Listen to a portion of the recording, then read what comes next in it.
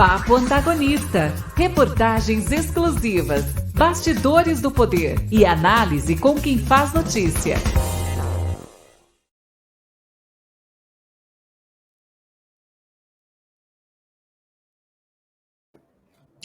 Muito bem, estou aqui com o Murilo Hidalgo, bem-vindo ao Papo Antagonista. Boa noite, Murilo. Boa noite, Cláudio, boa noite. Mário, é uma satisfação estar com vocês novamente. Muito bem, pode olhar para a câmera ali quando quiser conversar com o nosso espectador diretamente, está todo mundo muito interessado, né, em debater pesquisa. Pesquisa eleitoral virou realmente um tema presente aí nas conversas de WhatsApp, de Telegram, de bar, porque a gente se depara com muitos resultados que divergem entre si, entre institutos. A gente sabe que metodologias são diferentes, mas a gente espera alguma coerência, né, nesses resultados. Bom, o teu instituto trouxe hoje uma pesquisa, pode pôr na tela, por favor, Daniel, mostrando que a vantagem de Lula sobre Bolsonaro caiu para menos de 5 pontos percentuais. Hoje o Lula teria 41,7% das intenções de voto e o Bolsonaro 37%. Tem outro dado interessante, que é a aprovação do Bolsonaro subindo a 46,3%. Né? Então, primeiro eu gostaria que você comentasse esse resultado. Isso era algo previsto, na sua opinião? Você que vem acompanhando a tendência, fazendo pesquisas mensais aí, você inclusive sempre nos seus relatórios você faz a comparação com as pesquisas anteriores, as rodadas anteriores. O que você tem a dizer desse resultado? Olha, Cláudio, as nossas pesquisas que a gente tem feito, desde maio, ela dá uma diferença em torno de 7 a 5 pontos para o presidente Lula na frente do Bolsonaro. O que a gente tem visto? Nos últimos tempos, uma estabilidade, certo? Uma estabilidade. Em relação à última pesquisa, de 15 dias atrás, a diferença caiu 1 ponto entre o Lula e o Bolsonaro. Pode estar na margem de erro? Pode estar na margem de erro, vinha estável, certo? Mas isso é um bom sinal para o Bolsonaro e um mau sinal para o Lula. O que mais chama atenção na pesquisa são a rejeição dos candidatos, pelo menos na nossa pesquisa. Você tem uma vantagem do Lula de 6 a 7 pontos na rejeição também. Uhum. Ele tem 6 a 7 de rejeição, menos do que o Bolsonaro. O que mostra o seguinte: o Bolsonaro vai ter que diminuir a rejeição para poder ganhar o segundo turno. Porque hoje a pesquisa mostra que teremos segundo turno, segundo a nossa pesquisa, e que no segundo turno essa vantagem aumenta para 7, 8 pontos. Certo? Que é uma vantagem considerável para o Lula, principalmente em relação à rejeição. Se o Bolsonaro não baixar a rejeição, dificilmente ganhará a eleição. Ele tem 2 caminhos: ou ele baixa dele, ou ele aumenta do Lula. Me fala uma coisa, o Datafolha da semana passada, por exemplo, trouxe Lula com 47, Bolsonaro com 32. 15 pontos percentuais de diferença. A tua pesquisa traz menos de 5 pontos percentuais de diferença. O que explica essa divergência? Você que é um estudioso de pesquisa e está há bastante tempo nesse mercado.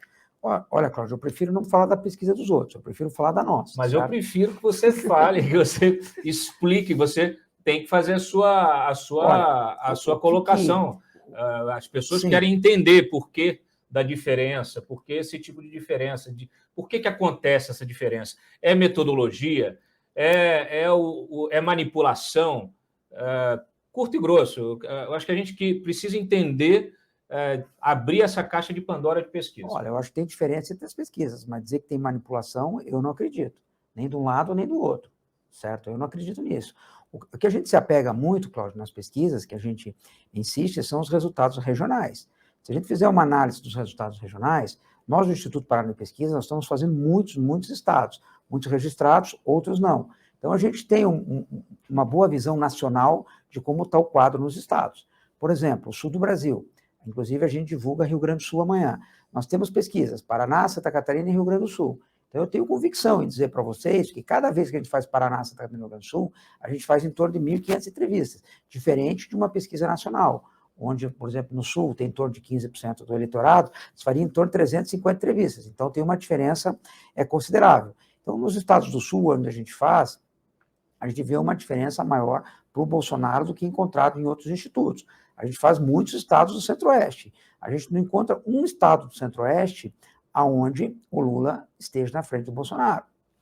Certo? Então, essa é uma outra diferença em relação a outros institutos também. Eu já vi, por exemplo, não sei se for no Datafolha, me corrija se eu estiver errado, juntando Centro-Oeste com Norte. A gente junta também. Você junta também? Por quê? Por que eu vou te explicar por que junta. Porque em torno de 9%, 7%, 7% em cima de 2.000, certo? Dá 100 e poucas entrevistas. Então, a margem de erro seria muito grande. Certo. Mas a gente abre. Se precisar abrir, a gente abre sem problema nenhum. Mas a margem é muito grande para você ter um resultado. Então, você acaba juntando, certo? A maioria acaba juntando. Mas você vê, então, diferenças regionais muito grandes.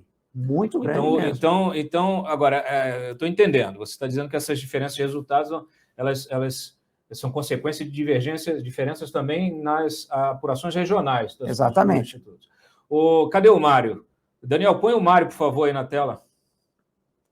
Ô, Mário, tudo bem? Está aqui o Murilo. Fica à vontade aí, se tiver alguma pergunta. Boa noite, Murilo. Murilo, nós em 2018... Aliás, podíamos repetir, né, Murilo, aqueles programas. E aí, Cláudio, a gente podia colocar no ar os gráficos, sabe? Que eu acho mais interessante do que colocar os posts, né? Mas, assim, o Murilo, em 2018, nós fizemos vários programas de análise de pesquisas e o Instituto Paraná foi o único, se eu bem me lembro, dentre esses institutos mais conhecidos, que mostrou o Bolsonaro, a tendência de crescimento do Bolsonaro, muito antes dos outros institutos. Eu lembro, inclusive, que o Paraná foi muito atacado por isso, como vem sendo atacado também neste momento em que a diferença, em que mostra que regionalmente, né, em algumas regiões, como ele estava falando, o Bolsonaro está à frente, né, e que a diferença talvez não seja uma diferença tão grande como outros institutos dão. Enfim, o que eu quero só dizer aqui é que em 2018 o Paraná acertou, né? Acertou quanto ao Bolsonaro. O Murilo, a gente publicou uma capa na Cruzoé mostrando que a grande batalha entre o Lula e o Bolsonaro vai ser São Paulo e Rio de Janeiro, os dois maiores, Rio de Janeiro não, São Paulo e Minas Gerais, os dois maiores colégios eleitorais. Eu queria que você nos desse um panorama hoje de o que mostram suas pesquisas nesses dois colégios eleitorais e quais são as possíveis mudanças que podem ocorrer dependendo do sucesso ou do fracasso das campanhas na televisão de cada candidato, ou seja, do Lula e do Bolsonaro. Tanto no Instituto Paraná como em vários outros institutos já mostra um empate técnico na região sudeste entre o Bolsonaro e o Lula, certo? O que eu vejo hoje, pensando do lado bolsonarista e depois pensando no lado do Lula, certo? Não vamos entrar muito no mérito de Ciro nem de Simone, tá? Mas entrando no mérito dos dois principais candidatos, tá? O Bolsonaro, ao meu ver, qual é o grande desafio? Ele precisa crescer, para ele passar o Lula, ele precisa crescer em torno de 5% a 7% na região sudeste, em torno de 3 a 5 pontos no Nordeste. Se ele tivesse esse crescimento pelas nossas pesquisas, ele passaria o Lula. O Lula, qual é o grande desafio do Lula, ao nosso ver? Não perder a região Sudeste e não deixar o Bolsonaro avançar no Nordeste. Por que eu insisto nisso? Se o novo ajuda emergencial ela tiver algum efeito maior, ela terá nas periferias da região Sudeste e no Nordeste. Então, eu acho que a grande expectativa são as pesquisas no começo do mês de setembro, para qual foi o efeito disso? O Bolsonaro irá crescer ou não? Certo? Aí, as pesquisas de setembro serão decisivas, ao meu ver, antes do 7 de setembro, porque causou efeito, não causou efeito. Ali as pessoas já pegaram o dinheiro, os taxistas pegaram o dinheiro, os caminhoneiros pegaram o dinheiro, a grande maioria da população recebeu os 600 e gastou. Porque também ninguém pega os 600 reais e sai gastando de imediato, né? Ninguém pega os 2.000 reais e sai gastando de imediato, dos taxistas como um exemplo.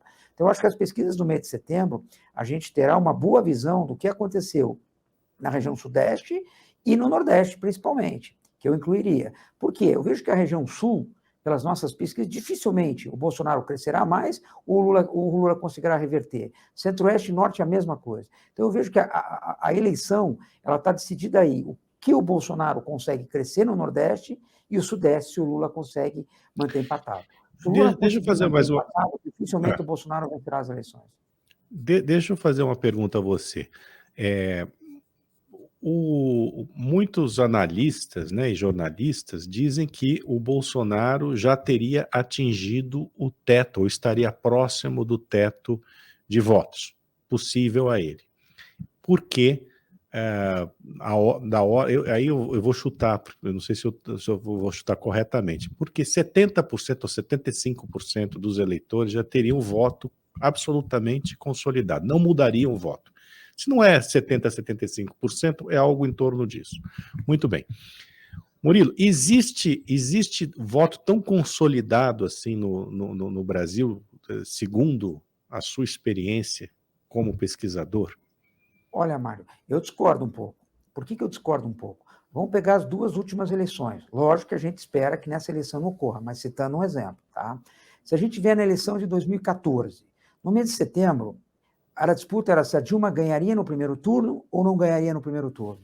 De repente, do nada, cai um avião, certo? Uma semana depois, todo aquele voto consolidado, que era menor, vai para a Marina Silva. A Marina Silva, em uma semana, ela chegou a passar a Dilma nas pesquisas. Não sei se vocês lembram disso. Uhum. As pesquisas mostravam. 2018, certo? A eleição, ela vinha. Geraldo Alckmin atacando o Bolsonaro na televisão, pesado. Isso vai pegar, não vai pegar. De repente, vem uma facada. Muda tudo. Todo aquele voto consolidado também não valia. A eleição, ela é feita de fatos, mano. A eleição, nós estamos tratando como se ela já estivesse terminando. A eleição está começando. Quantas denúncias virão? Quantos fatos virão à população? O eleitor diz assim, não, hoje meu voto está definido. Mas quando você conta uma coisa, se eu souber disso, eu não voto, eu mudo. Certo? Se eu não me engano, em 2018, e o Cláudio talvez possa nos ajudar aqui, houve uma migração de votos muito grande para o Haddad, né? Nas últimas 2 semanas, não foi? Lembra? Na última semana, o Haddad teve um crescimento enorme e o próprio Bolsonaro. Aqueles votos de Álvaro Dias, Amoedo, de toda aquela turma, Mário, acabou. O Amoedo chegou nas pesquisas, em um certo momento, a fazer 5%. Se não me engano, ele amanheceu com 2%. Certo? Por quê? Porque então o voto consolidado também não. Ele é consolidado até que as pessoas tenham uma notícia. Não, e é interessante que o Mário até falou, né? A gente fez várias pesquisas, etc. e tal, você apontou a tendência de forma antecipada, e aí o que aconteceu? Hoje, por exemplo, quando vão criticar o teu trabalho, a gente já viu isso acontecer, o pessoal fala assim, não, mas o Datafolha foi o que acertou, mas acertou no boca de urna. Exatamente. Porque até uma semana antes não tinha acertado, aí foi acertar no boca de urna. Mário, que é isso, chega essa dinâmica vai se acentuando, vai se afunilando, o sujeito acaba optando pelo voto útil na última hora. Né? Mário, eu queria fazer esse desafio. Se vocês pegarem todas as nossas pesquisas de 18 e comparar com os outros institutos, com a mesma data, e fazer uma comparação, a gente vai ver quem chegou mais perto. Não é justo dar uma pesquisa. Um exemplo, quando você faz um exemplo, a última pesquisa que eu fiz no estado do Rio de Janeiro foi na quarta-feira, certo? O Witzel vinha crescendo, um exemplo, a gente não fez. E querer comparar com o resultado de domingo. Claro. Certo? Não, mas nós aqui presenciamos e conversamos e publicamos e tudo mais. Agora, vamos lá. Nunca um presidente da República, na nova República, perdeu reeleição, né? Isso, obviamente, pode ocorrer agora com o Bolsonaro. Então, é uma eleição já bastante diferente. Agora, também no mês de setembro, né, quem chegou em primeiro no mês de setembro, nas pesquisas, acabou eleito, né? Salvo engano, foi sempre assim, né? Quando se fala em setembro, e você disse setembro, você imagina o quê? Final de setembro, meados de setembro? Qual é vamos dizer, o deadline para que a gente tenha uma certeza razoável de que o sujeito vai ser eleito ou não vai ser eleito? Olha, Mário, eu acho que o começo de setembro para o Bolsonaro é decisivo. Porque, principalmente, porque a gente está falando do começo de setembro, senhor. 1º de setembro. Daqui uma semana, hein? Daqui uma semana, antes do 7 de setembro. Tem também campanha na TV agora. Tem campanha na TV, por isso que eu acho que as pesquisas próximas do 7 de setembro, elas são muito importantes, porque a gente já vai ter um auxílio emergencial, as pessoas quase recebendo um segundo, certo? Muito próximo recebendo um segundo. Então, eu acho que ali começa a ficar decisivo. Se fez então vamos efeito, dizer que não fez efeito.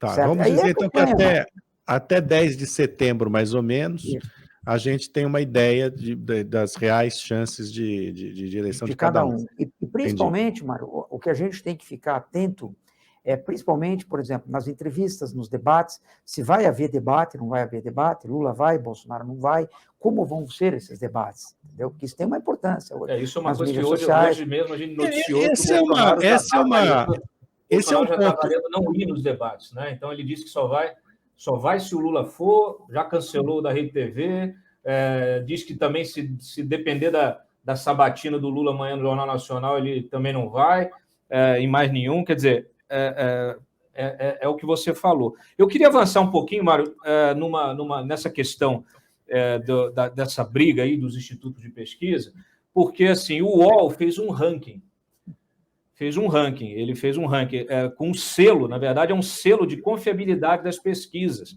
e aí ranqueou essas pesquisas, botou o Datafolha em primeiro lugar e botou o Instituto Paraná do Murilo aqui em último lugar. Eu queria que você reagisse a isso, o react aqui. Olha, eu prefiro que eu reagir em cima dos nossos resultados. Que eu acho que essa maior pesquisa, se eles tivessem pego as eleições de 2018 e tivessem comparado os primeiros com os últimos. Segundo, eles não falaram quem avaliou. E terceiro, para terminar, o Instituto também 5 estrelas, segundo eles, era o IPEC. Até o momento que eles fizeram esse ranking, o IPEC não tinha registrado nenhuma pesquisa no Brasil. Olha só. Quer dizer, então, o IPEC tem pouquíssimo tempo de existência, eles mudaram de nome, o Ex-Ibope. E como é que uma empresa... Vocês aqui do Antagonista criam um instituto de pesquisa e vocês avaliam de vocês o melhor. Certo? Também, mas tudo bem, isso faz parte. O Ibope, você sabe por que o Ibope também mudou de nome, né? Deixa eu te avançar nessa questão, porque é o seguinte, você, inclusive, foi alvo aí de matérias falando de um contrato seu com a SECOM, com o governo federal, de 1,5 milhão, 1,6 milhão, aí o pessoal já usou isso para dizer, olha, está aqui recebendo dinheiro do governo, e está dando pesquisa que beneficia o Bolsonaro. E eu quero ter o espaço aqui para você se defender dessas acusações. Olha, eu peguei o celular, porque eu tenho isso aqui no celular, e eu faço questão de mostrar uma coisa para vocês, que eu vou mandar para vocês, se vocês quiserem publicar amanhã, fiquem à vontade, tá? Houve uma licitação do governo federal de pesquisa quantitativa e qualitativa, certo? Foi pregão eletrônico. Vamos lá. Na pesquisa qualitativa, certo? Em primeiro lugar, ficou uma inteligência de mercado 1.499, que ela foi eliminada por capacidade técnica. Segundo lugar, Foco, foi eliminada por capacidade técnica. Terceiro lugar, Checom Consultores, eliminada por capacidade técnica. A Paraná Pesquisas, que ganhou a qualitativa, nós chegamos em quarto lugar, 1.623. Participou disso, tá? Deixar claro. Participou IPEC, participou todas essas empresas que estão publicando, a grande maioria participou da licitação. E vamos lá. Aí vem a quantitativa, que era o maior valor, tá? Para deixar bem claro. A Paraná Pesquisa, a primeiro lugar, 6.800.000, Qualiteste.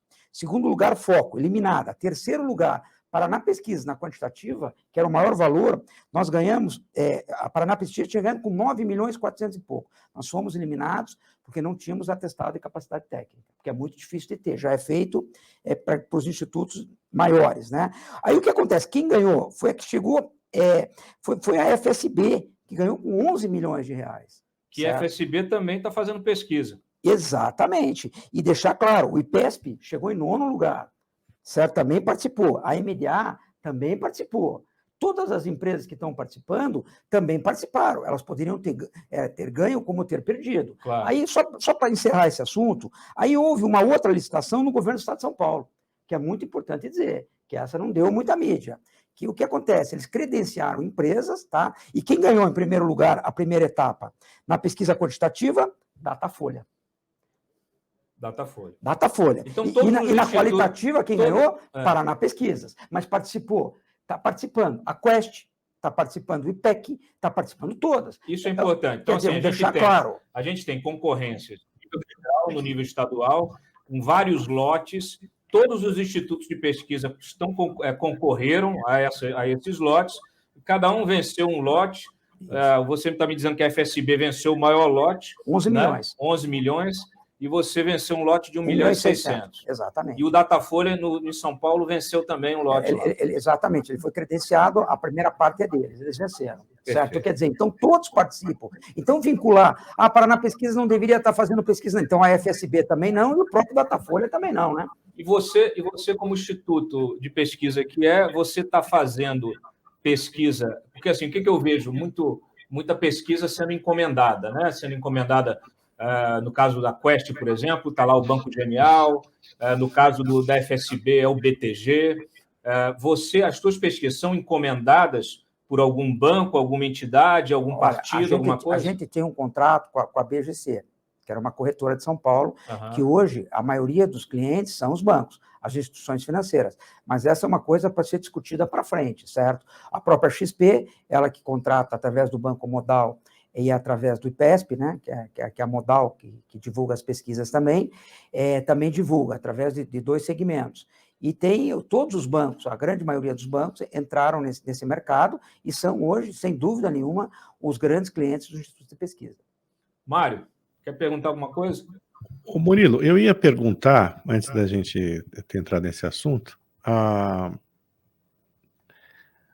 o que eu vejo, né, é que é uma campanha diferente da 2018, porque o Bolsonaro, ele agora, presidente da República, vai ter que fazer uma campanha mais convencional, né? Quer dizer, ele era um franco atirador ali em 2018, havia todo aquele clima da Lava Jato, antissistema, anti-establishment, etc, etc. As redes sociais ali impulsionaram o Bolsonaro de uma maneira muito grande, né? Mas hoje eu gostaria de ter a sua opinião, sua visão, sobre esse contexto da campanha, porque você tem nas redes sociais uma predominância dos bolsonaristas sobre os lulistas, né? Os bolsonaristas, eles estão em maior número, né? E aparentemente eles dominam melhor as ferramentas, né, do que os lulistas, embora os lulistas tenham criado a militância digital, né, nos seus primórdios, aqui no Brasil. Então, assim, redes sociais e televisão. Quer dizer, o Bolsonaro tinha um tempo de televisão muito reduzido, né? Por isso mesmo, até as redes sociais, ele recorreu muito às redes sociais, o que não acontecerá agora, onde ele tem o segundo tempo de televisão, não é isso? Até que ponto as redes sociais e a televisão terão um impacto nessa eleição? Eu estou pedindo aqui a sua opinião. Eu sei que você não trabalha com isso, né, mas eu acho que, como diretor de instituto de pesquisa, você pode ter uma opinião mais próxima do fenômeno, você entende? Olha, Cláudio, olha, Mário, o que eu vejo? As mídias sociais são muito fortes junto com a TV. Hoje eu colocaria um peso de 50-50, certo? De influência do eleitor. A televisão, ela vai ter uma influência maior no eleitorado C, D e E, que está menos conectado, certo? As mídias sociais no eleitor mais elitizado. Sim, mas não tem como negar. Eu acho que principalmente os comerciais de televisão, principalmente os ataques ali, são fundamentais, porque através das críticas, da destruição, que é aonde vai para a grande rede das mídias sociais, certo? Então, eu vejo alimenta, né? A televisão vai alimentar as redes sociais. Que vai alimentar a rede. Agora, com certeza, a eleição começa para valer na sexta-feira, que poderá vir tanto a favor quanto contra de Bolsonaro e de Lula, certo? Muitas coisas que muitas vezes a gente desconhece. Pode mudar uma eleição. Eu acho que é importante esse ponto, quer dizer, a televisão, ela atingirá a classe C, a classe D e a classe E, que a rigor compõem, se não a maioria, uma parte substantiva, né, do eleitorado brasileiro. Agora, eu estou curioso para ver como é que o Bolsonaro vai aproveitar o tempo de televisão, porque ele não teve isso em 2018, né? E, no entanto, agora terá. Enfim, eu acho que... Ele teve de outra forma, né, Mário?